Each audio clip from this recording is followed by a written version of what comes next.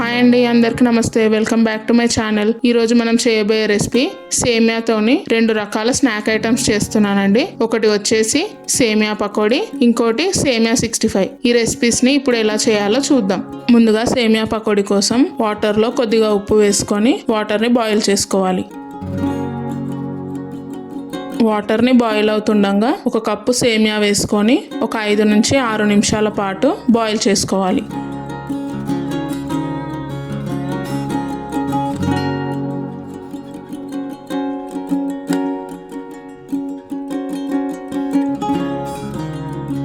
ఇప్పుడు బాయిల్ అయిన ఈ సేమియాని పూర్తిగా చల్లార్చుకోవాలి. ఇప్పుడు ఒక బౌల్లో చల్లార్చుకున్న సేమియాని వేసుకొని కొద్దిగా కరివేపాకు, కొద్దిగా జీలకర్ర, సన్నగా కట్ చేసుకున్న పచ్చిమిర్చి, సన్నగా కట్ చేసుకున్న ఉల్లిపాయలు, కొద్దిగా అల్లం, 1 స్పూన్ కారం, రుచికి సరిపడా ఉప్పు, చిటికెడు వంట సోడా వేసుకొని వీటన్నిటిని ఒకసారి బాగా కలుపుకోవాలి.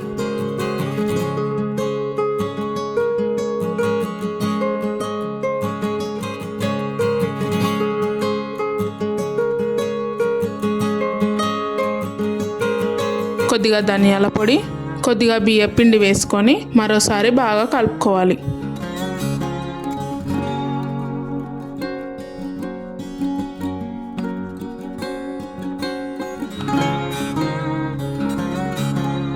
ఇప్పుడు డీప్ ఫ్రై కోసం ఆయిల్ హీట్ చేసుకోవాలి.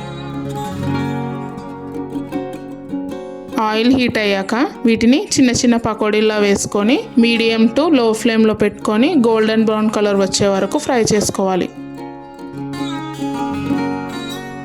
అంతే అండి, సేమియా పకోడీ రెడీ అయింది. ఇప్పుడు సేమియా 65 ఎలా చేసుకుందామో చూద్దాం. ముందుగా సేమియాని హాట్ వాటర్లో 2 నుంచి 3 నిమిషాల పాటు సోక్ చేసుకోవాలి. ఇప్పుడు సేమియా నుంచి వాటర్ని సపరేట్ చేసుకోవాలి. ఇప్పుడు దీన్ని ఒక బౌల్లో వేసుకొని సన్నగా కట్ చేసుకున్న క్యాబేజీ, తురుముకున్న క్యారెట్, కట్ చేసుకున్న క్యాప్సికమ్, సన్నగా కట్ చేసుకున్న ఉల్లిపాయలు, సన్నగా కట్ చేసుకున్న పచ్చిమిర్చి వేసుకొని వీటన్నిటిని ఒకసారి బాగా కలుపుకోవాలి.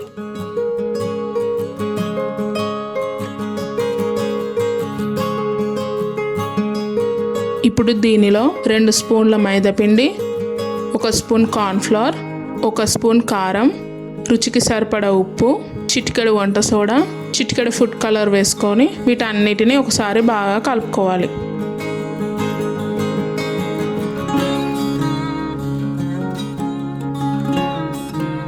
ఇప్పుడు దీనిలోకి 1/2 టీ స్పూన్ ధనియాల పొడి, 1 హోల్ ఎగ్ వేసుకొని మరోసారి కలుపుకోవాలి.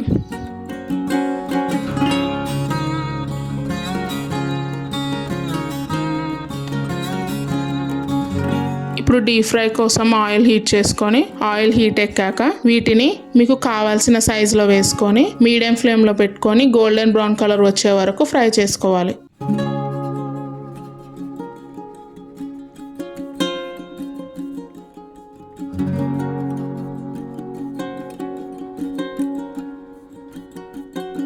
ఈ విధంగా గోల్డెన్ బ్రౌన్ కలర్ వచ్చాక తీసి పక్కకు పెట్టుకోవాలి. ఇదే ఆయిల్లో పచ్చిమిర్చిని మధ్యలోకి ఘాటు పెట్టుకొని అలాగే కరివేపాకు కూడా వేసుకొని ఈ విధంగా ఫ్రై చేసుకోవాలి. అంతే అండి, సేమియా 65 రెడీ అయింది.